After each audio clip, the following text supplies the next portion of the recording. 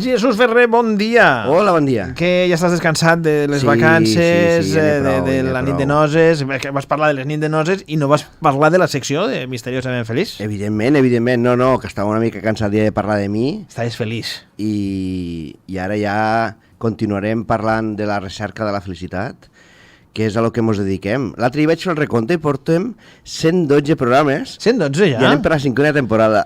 Que ràpid passa, no? Me vaig esgarrifar, dic. Són molts, són no? 3 xifres ja. 112? 112 donant la vara aquí, com trobar la felicitat. Clar, i si sumes tots els minuts, Bueno, potser has estat 2 dies parlant sense parar, no? 2 dies sense parar. Molt bèstia. Pues bueno, en este programet de 12 minuts setmanals intentem buscar la felicitat i clar, què fem després de 100 episodis? Com podem trobar la felicitat? Pues tinc una gran notícia. Realment este programa, jo quan el vaig començar, a tu, Jordi, te vaig dir no, parlaré de com recercar la felicitat, com no sé què, però realment estàvem parlant d'un viatge interior meu, un viatge espiritual, en què jo buscava a Déu dins de mi, una cosa molt estranya, sí, però que no m'ho podia resoldre ni els catòlics, ni els budistes, ni... Però per què volies buscar Déu? Perquè és un símil a la felicitat. Què és el que te va fer trobar buscar Déu? És un símil a la felicitat. És que el Déu no ha d'estar fora i no serà un home o no serà una persona que intercedirà entre mi i Déu. Déu és una cosa que tinc jo dins i és el que li diem la felicitat, o sigui, la plenitud... I després poden sortir molts d'adjectius més que... Estàs parlant, per la gent no entengui, no estàs parlant de Déu en termes religiosos. No estic parlant de Déu en termes religiosos. Perquè me'n recordo que és de les primeres coses que em vas dir tu quan vas presentar la secció. A la primera temporada vaig dir, mai parlaré de Déu. Per això, quan parlem del tema Déu, perquè la gent entengui, no està parlant, no esteu sentint una secció religiosa, ni molt menys. Jo el meu camí espiritual el vaig començar en un curs de miracles, que és un llibre diguem-hi, quasi autoajuda, en què tu te'l llegis a casa i tu fas les teves pràctiques, molt semblant al budisme, que també es fa a casa, però jo he seguit molt el cristianisme, sóc molt fan de Crist, del cristianisme, però no de l'Església Catòlica, no de les religions budistes, no de la religió. Les religions no m'acaben mai d'enganxar, perquè sempre, doncs bueno, n'hi ha hagut autèntics barbaritats en el nom de la religió, o sigui, guerres santes, pederàstia, n'hi ha hagut gent que es posa dinamita a les jaquetes i se'n va a París. O sigui, des d'unes religions i des de les altres n'hi ha hagut, han caçat els budistes i els perseguien. N'hi ha hagut tantes persecucions per la religió i n'hi ha hagut sobretot molt de masclisme, molt de senyors davant del concepte, que no acabava de trobar la meva... Clar, jo em pensava que tenia que buscar una religió, no acabava de trobar el meu Déu i no sabia quin era el meu Déu, que s'hi sembla molt a tots els altres, però quan hi arriba la mà de l'home, allí ja se deforma.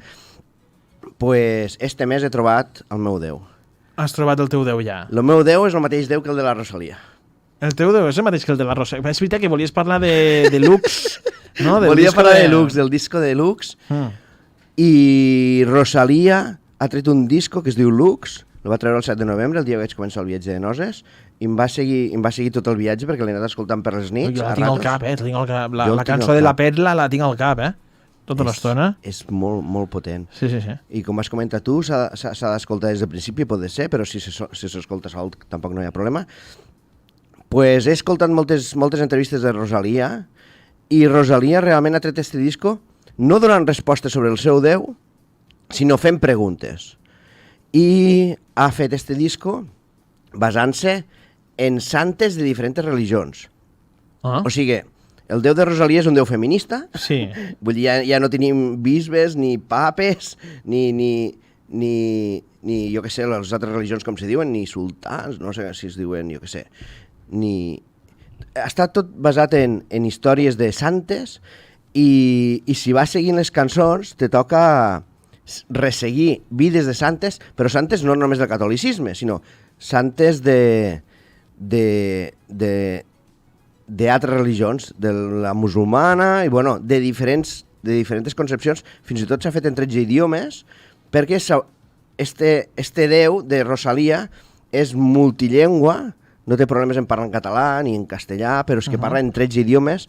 Este Déu és biografies de multisantes, però no d'una religió, sinó de totes, i este Déu en si el tenim a dins, i este Déu, al fi i al cap, sí que ens està fent carrespera este concepte del Déu, però és la recerca de la felicitat, és una pau interior, i esta pau interior era el que més o menys buscàvem aquí, i quan vaig sentir el disco de Rosalía vaig dir, uau, he sentit moltes entrevistes i ella no dona respostes, ella se fa preguntes. I m'he sentit molt identificat, o sigui que soc molt fan del Déu de la Rosalía, per fi he trobat la meva religió, no és broma, però que este Déu que parla la Rosalía és una recerca cap a dins, no és ni anar a una església, ni anar a un temple, ni sentir unes videoconferències, ni pagar una secta, ni estos conceptes que els humans han posat per davant, sinó estem parlant d'una petita recerca biogràfica arran de les santes, una petita recerca de per què aquella santa va fer això, per què aquella santa va fer allò. El disco de Lux, de Rosalía, que va sortir el 7 de novembre, ella es va estar 3 anys per fer-los. Dels 3 anys, un se va estar fent la lletra. Se va estar un any fent la biografia de totes les santes, diu que es va fer un mapa i va anar posant xinxetes i cordells, perquè les santes surten de tots els països i de totes les religions, de 13 idiomes, i llavors ella ha anat inspeccionant santa per santa i ha anat traient una cançó. S'ha estat un any fent, diguem-hi, el vers, fent la lletra. I després he estat 2 anys composant. He escoltat molta gent a YouTube que parla del disco, gent músics molt elevats, que ells descobreixen això, que les cançons de la Rosalía pues, te van elevant. Hi ha molta orquestra sinfònica, crec que és la de Londres, i va mesclant entre música actual i l'orquestra sinfònica. I l'orquestra sinfònica és, bueno, els que vivim a territori de bandes, com Amposta, de la fila o la lira, sabem que és l'orquestra on hi ha més instruments, més quantitat d'instruments iguals i que t'eleven. Pues en tot això volia parlar del disco de Rosalía, si m'ho permets. Sí, claro, parla. Pues comencem per la primera cançó. La primera cançó, anirem cançó una per una. Vale. No tenim faena d'aquí a l'estiu. No, però avui només d'una vols dir? Sí, i si ja m'està passant el temps, vull dir, ara ja parlar del que pugui. Com es titula? Sexo, violència i llantes. Vale, doncs parlem del sexo, violència i llantes de Rosalía. La Rosalía nos diu, ¿quién pudiera vivir entre los dos? Primero amar el mundo y luego amaré a Dios. Ella aquí realment ho està basant en Santa Mònica, és un viatge de Sant Agustí, el fill de Santa Mònica, és una africana del nord d'Àfrica, de l'any 300, després de Crist, o sigui, el segle IV, crec que es diu, al segle IV, una africana, que es deia Mònica, va començar, la seva família es van convertir al cristianisme, en aquell moment estaven els déus romans, i que és tota l'època de Jesucrist i tot això, estaven els jueus i els romans.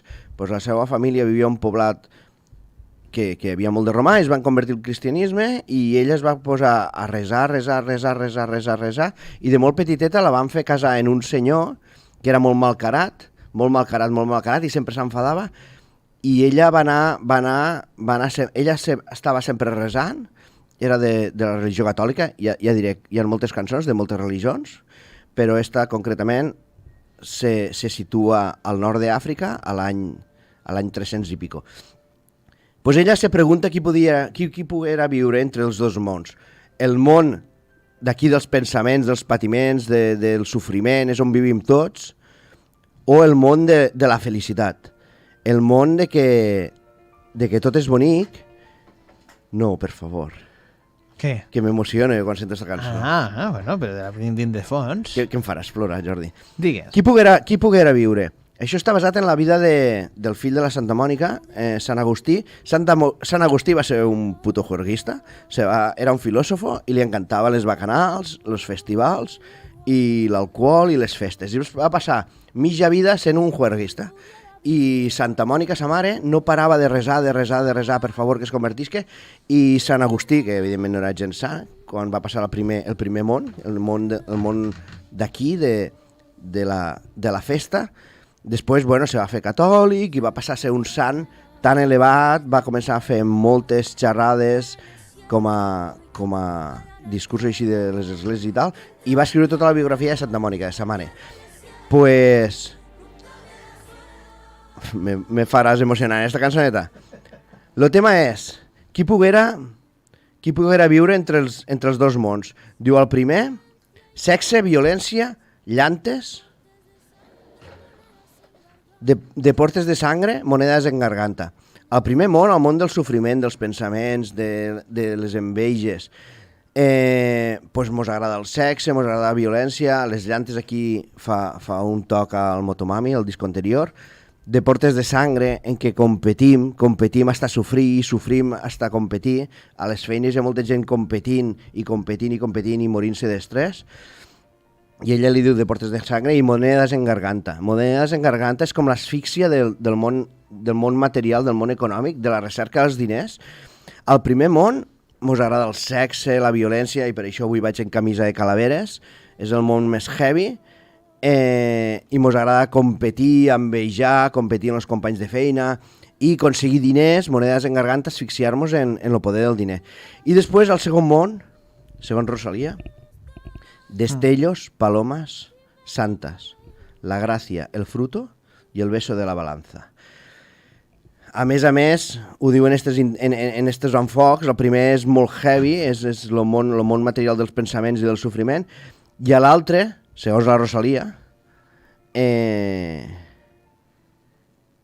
destellos, o sigui, és el món de la gràcia en què tu connectes en tu mateix, que ella o jo podem dir connectar en Déu, però que qualsevol dels oients ens pot dir connectar en la felicitat interna, aquella felicitat de que un diumenge estàs amb els amics en una rostida i rius com si no hi hagués demà. I tons fills te miren i diuen, ostres, mira, els papes estan rient, durant la setmana estan com a preocupats i com no sé què. Pues aquell moment d'aquella risa que te'n rius i se te'n va, fins i tot te perds, possiblement allí estem tocant el cel. Allí estem tocant amb Déu, que diu Rosalía, o com diríem aquí a Misteriosament Feliç, allò és la felicitat. És aquells punts de felicitat de dir, uau, i que Rosalía li diu destellos, palomas, santas, la gracia, el fruto i el beso de la balanza. Al disco de Rosalía surten palomes, el Berghain va sortir al final una paloma. Va molt, bueno, és un símbol de l'Esperit Sant, és un símbol de que, bueno, que estem entre dos mons, i qui poguera viure entre els dos mons, mos diu Rosalía en aquesta cançó. Però després remata dient, primero amaré al mundo y luego amaré a Dios. Què vol dir?